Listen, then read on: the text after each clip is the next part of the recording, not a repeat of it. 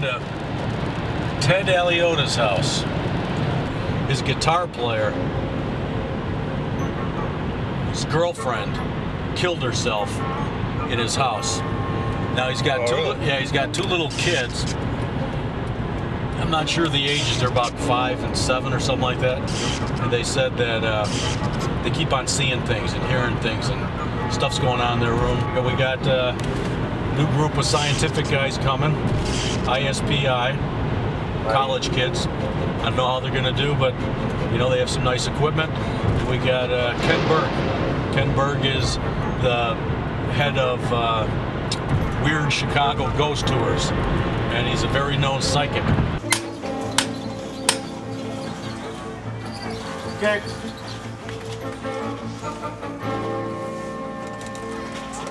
Teddy's guitar player's wife had offed herself downstairs in the art room. She took her own life. And who found her? Teddy and his guitar player. All right, so is that what you think's going on in this house, or what? I'm not sure. I think it's a possibility. Well, we're going to find out. We got Ken Berg coming here tonight. He's really a known psychic in this area, so should there be anything here, he'll know about it. All right, where you guys going to set him up? One right there. Right in the corner? Getting them. Okay. And then where's the other one? Closet is the, seems to be some kind of vortex. And right here. Have them sit up there, right here. All right, so if Mr. Aliota says that towards the closet, have that camera right there, facing this way here towards me. Have that camera right there towards the closet. And between this room and the downstairs room, that should be enough, because that's where the activity is. Yes. Right, Teddy? You got it. All right, brother. Everything's set up. Got all the views, all the cameras. We're waiting on 2 guys. Okay, and you got 2 cameras in the downstairs room? Yeah, 2 cameras in the downstairs room, all angles. 2 in the upstairs room where the kids saw stuff? The activity is supposed to be at. Seen a man, apparently, and little boy? Little boy, and downstairs where a woman apparently committed suicide. Okay, and as you know, Ken Berg knows nothing about this. So like I was saying earlier, Ted, when Ken gets here, he knows nothing about this. Great. Okay? I just told him where to show up. I told him absolutely zero about what's going on, and he likes it that way. Good. He told me that he's not going to try to fake anything for the cameras. He wants to do it just to, that's what he does. He takes people on tours, and he's a psychic. So, just so you know, if he doesn't find anything, he doesn't find anything. Right. You know, not everybody's 100%. Babe Ruth didn't hit the home run every time. I have seen dark shadows in the house. When I was pregnant with my son Errol, which is the year 2000, I was laying upstairs in bed, and I was asleep, and I woke up, and the eyes were shaped like aliens, but they were red. They were glowing. And my girlfriend was sleeping over because Teddy was doing a gig way out of town. I ran downstairs and got her, and she came up, and she also saw it, and there wasn't anything that it was reflecting from. That's all I can say. In this room, I had my guitar player and his wife living here, and I guess she was too distraught for this world, so she put herself in the next world. And who found her? My guitar player buddy and I. And now do you think that's the crux of what's going on in this house? That's part of it. When I first bought the house in '72, myself and a couple friends, including my brother, have seen American Indians. There's been a number of sightings. Now, are you Indian at all? I think somewhere back there in the blood I've got some Heinz 57. Okay, cool. But you say your brother and other members of the band and everything have seen? Yeah. Seen what? Well, one sighting is an Indian in a full chief regalia. the people who built this house were American Indians. I guess he was originally one of the chiefs. And there's lately the main crux of the problem seems to be the kids see dark figures and they're scared. My son sees a boy who looks like he had some kind of accident or something because he's all physically beat up, and he seems to scare my son quite often. Well, I was sleeping here, and when I woke up, he was right there. On the foot of your bed? Uh-huh. Okay. And it was flying. How you doing, Ken? Doing good. How you doing, Chuck? Good, man. Found the place? Found it fine. All right. I'm going to give you a walk around in a minute here. Downstairs, Mr. Eliota is, so why don't we just go downstairs and we'll take it from there. Hi, how you doing? I'm Ken Melvoin-Berg. Hi, Ken Eliota. Hey, Ted. I want to tell you a little bit about what it is that I do. I'm a professional psychic detective and a ghost investigator. Right. All I do for a living is go to different ghost investigations, and I also do murder suspect identification cases. God bless you. Oh, thank you. And it's one of the things, though, is that I come from a scientific background, so I know that's sort of a kind of a contradiction. No, it's not. Well, but one of the things is that I never assume that any place is haunted until I've seen proof otherwise. So what I wanted to do today is I wanted to do a walkthrough with the house without knowing any information whatsoever. I don't want to hear a thing, and I just want you to be aware of the fact that if I do come to some sort of a conclusion that it may not be haunted, it's something that I don't want you to take personal offense to it. And so one of the things that I do, if you've ever heard of the Ghost Hunters team before, or the TAPS team from the Sci-Fi Channel, Yes. I work with those guys. Oh, marvelous. Yeah, I'm actually one of the representatives for the TAPS family here in Chicago. I work with the American Ghost Society. I'm the only psychic that works with them. And I'm the partner of Troy Taylor, and him and I together own a company called Weird Chicago Tours. Oh, I've heard of it. Yeah. So what I want to do here is I want to do a walkthrough. Now, the only thing that I have heard about the house at all, just is that it's about 100 years old. Is that correct? Yes. Okay.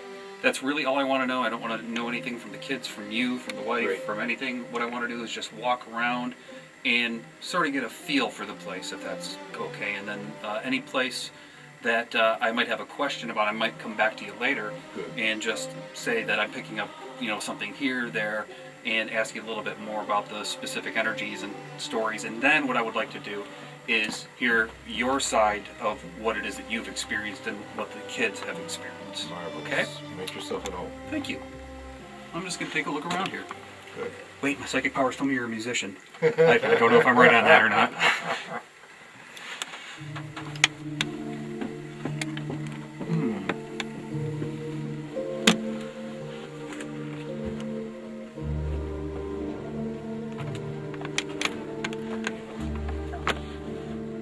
And is this a door to the outside? Yes. Okay.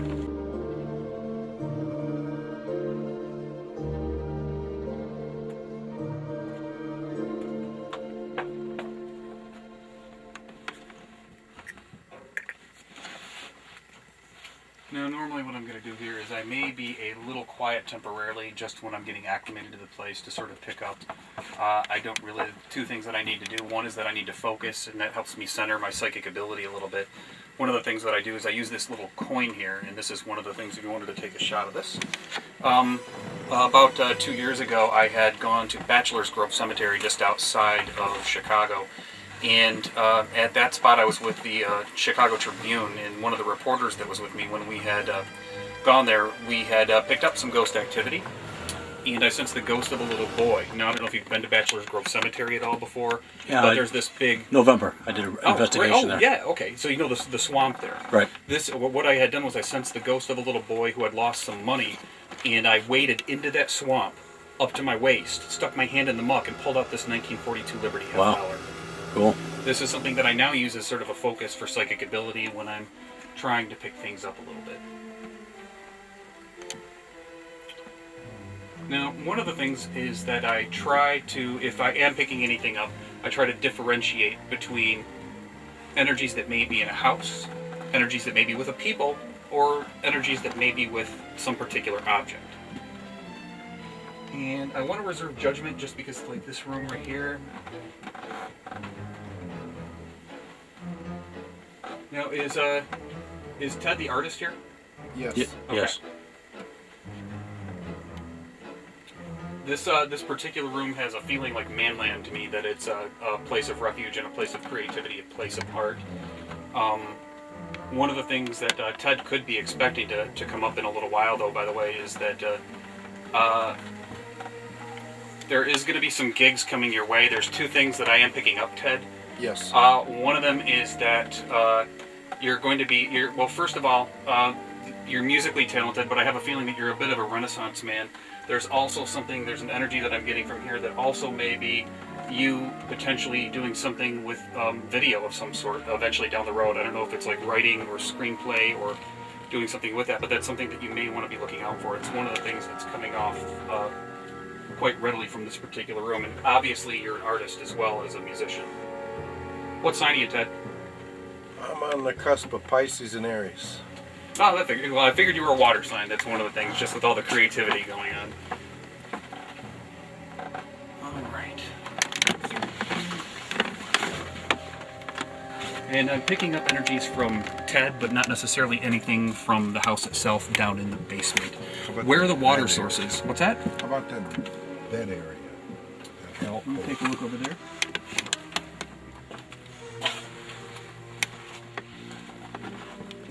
May I ask where the water is down here? Is there water lines that are running through this area? Yes. The ceiling and the wall to your left. Okay.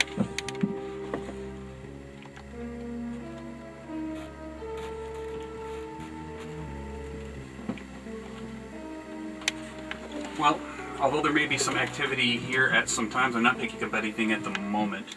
What I'd like to do is do a walkthrough of the entire house. Great. And one question: do you know about other people that have owned the house in the past? Do you know anything about their history?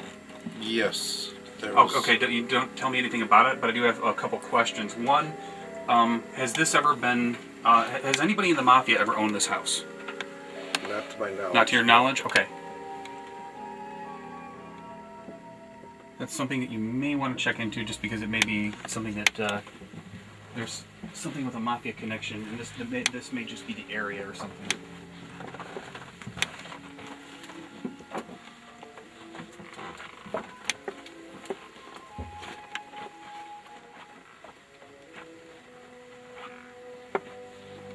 And was this Potawatomi land before anybody had settled around here? I think there were some Potawatomi in this area. Okay. Where's the nearest water source? I mean, not like the pipes and stuff like that, but is there a river, anything like that nearby? Yes, and there is a well on the... There's a well on the property as well. Was this originally a farmhouse? Yes. Okay. One of the things that I might want to do after I take a look at the entire house is I might want to go back out outside the property itself and take a look out back. Great.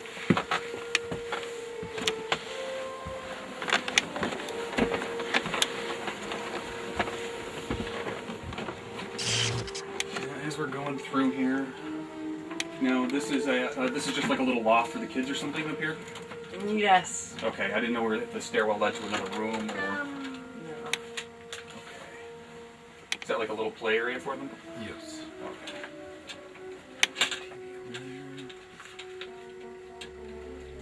Do you know anything about the people that originally owned the house when I ask questions a little bit later? Yes. Okay.